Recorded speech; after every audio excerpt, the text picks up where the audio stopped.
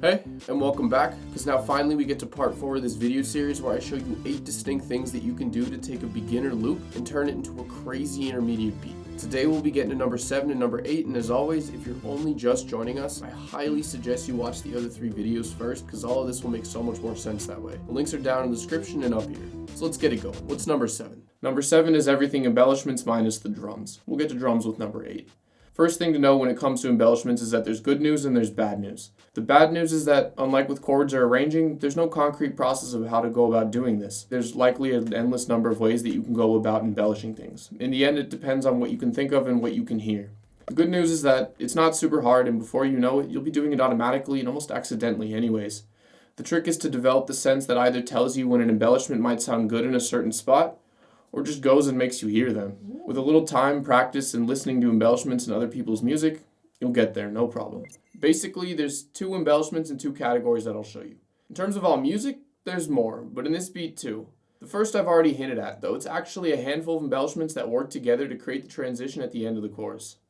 First things first, when making transitions, there's 2 things you need to make sure that you do, and I have examples of both in this beat. First, you need to make sure that it connects the sections. And I say that because it's not always as easy as it is obvious. And in most cases, it'll take more than one part or sound to make that transition really happen. Generally speaking, the more sounds you connect, the stronger or smoother that transition will be. Second thing you need to do is you need to make it noticeable that a change is coming, even if it's noticeable in a way that people don't notice.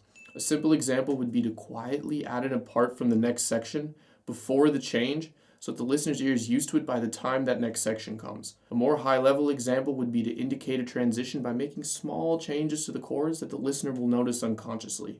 The changes end up being strong enough to make that transition work, but still so subtle that only a trained musician would notice if they're actually paying attention. If you ever listened to a song where something suddenly changed, and it left you asking, wait a minute, what just happened? Where did that come from? It was probably one of those kinds of transitions. Back to the beat, generally speaking, the end of the chorus splits up into chords and melody. That's where a lot of the embellishments are found. Like I said, we'll get to drums in the next section, but this is what I did first. I wrote the chord pattern so that they have a quarter note pulse, and so that they change the chord on every beat. Makes it feel like the song is suddenly speeding up. Then second, I automated a gain plugin on that group bus so the volume pulses on that quarter note rhythm. I made the curve what it needed to be so that it sounded right. If you know nothing of mixing, it means that I made the volumes of all those chord sounds pulse on that quarter note rhythm together. I did these 3 things to indicate a change by taking the song out of its expected flow. But a point on mixing, if you know nothing about mixing, I highly suggest you learn at least the basics. It makes a huge difference. Back to the beat, next I made it so all the chord sounds have a little melody on them. Together they act like a turnaround, which, if you don't know what that means, it's an end to a melody that throws the whole melody back into the beginning of the loop. Helps connect the 2 sections. As far as the melodies go, there's one specific thing going on. So if you've watched the other videos in this video series, you'll have seen this melody. It's got these 3 layers with these sounds. The bottom 2 layers play the melody as usual, but only right here, the top layer plays a different line. The bottom 2 layers, as you can see, go up normally to that A. But in the top layer, I changed the line so it goes all the way up to that octave C. Going up to that C does 2 things. First, it creates a variation, and it closes out the chorus by reaching a climax right at the end, which very strongly indicates change. Then, alongside that climax, it also builds and releases a lot of energy, which is also perfect for the end of a chorus, right? It's like when a pop singer has a vocal double in the last chorus of a song where she just belts out that high note. It just takes the song to a whole nother level for a second.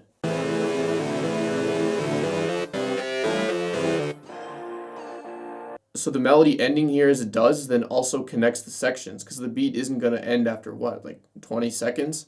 The only other option is for the song to continue on, so it makes it clear to the listener that something new is going to start right after this ending ends. It also works really well as an embellishment to add that much energy here, because right after the chorus ends, it goes straight into the verse and things suddenly get so much quieter. It gives this beat a whole lot of dynamic range, and from there, things slowly but quickly build back up into the outro. That's where this Rhodes is introduced, and it's the embellishment that falls into the second category. The first category was about writing and mixing. The Rhodes falls into the second because it's more an embellishment of vibe. As embellishments are, it's unnecessary, but it definitely does add something. And you can hear it a little bit peeking out on top of all of those chord sounds.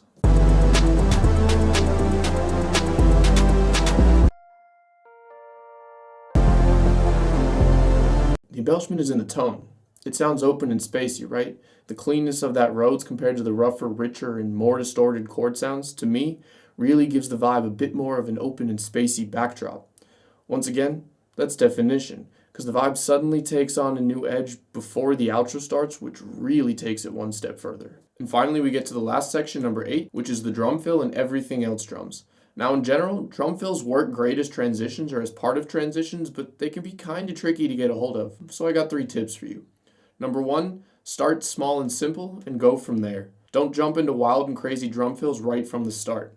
2, recognize that a good drum fill, in terms of its hypeness, starts at the same level as the section that came before it, and the level of its hypeness at the end of the fill matches the section that it leads into. It's like a bridge connecting 2 cliffs. If it doesn't meet land perfectly on both sides, you're not going to get across. The 3rd tip is restraint.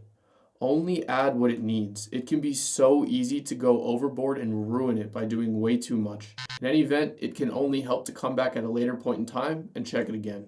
As you can see here, that's exactly what happened to me.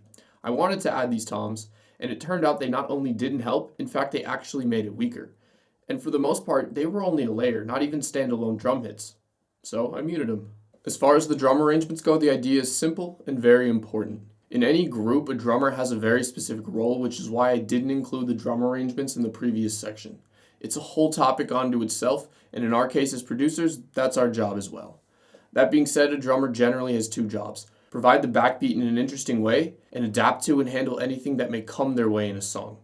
Because of that, drummers tend to live in their own worlds because they kind of have to. As a beginner, we learn to create a steady rhythm and a simple backbeat. But now as an intermediate, it's very important that you learn to go beyond that so that your beats aren't boring. And that's all there is to it. So let's get back to our beat and into all these details. I'll explain it like this.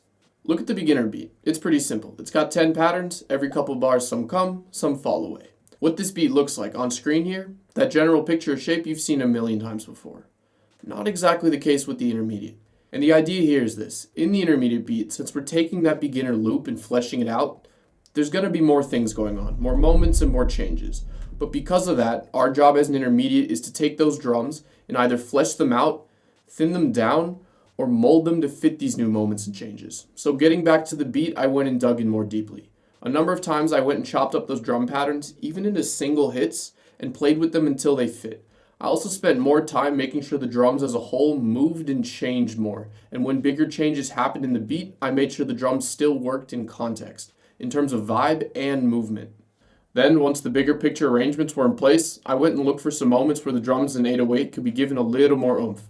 Though generally speaking, not a lot was needed. The only things I added really ended up being in the chorus. Let's go in reverse order. At the end of the chorus, I added these 808s to offset that quarter note pulse. It raised the energy of the transition a bit more while also giving it a bit more bounce. The 808 melody also helps lead into the next section.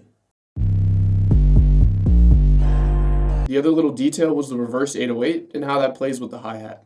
What I did was, I took that 808 pattern and I rendered it to audio. Then I chose this 808, that way the bass note doesn't change, and I reversed it and trimmed it so that it leads smoothly into the 808 that comes after it. Then to complement that, I took the hi-hats and I gave them these ridiculous rolls that really play with the rhythm of the 808s. Altogether, in that short window, it really ups the energy right before you get to the second half of the chorus. And the funny thing to me is that, even though it works, if you're not paying attention, you will not notice it. It's been fun, but with that, our video series comes to an end. I hope that you were able to get something out of this.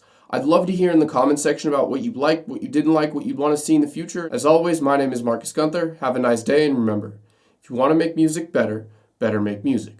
So now, I'll play you both beats again so that you can see how we got here and see what changed. But for me, that's it. See you soon.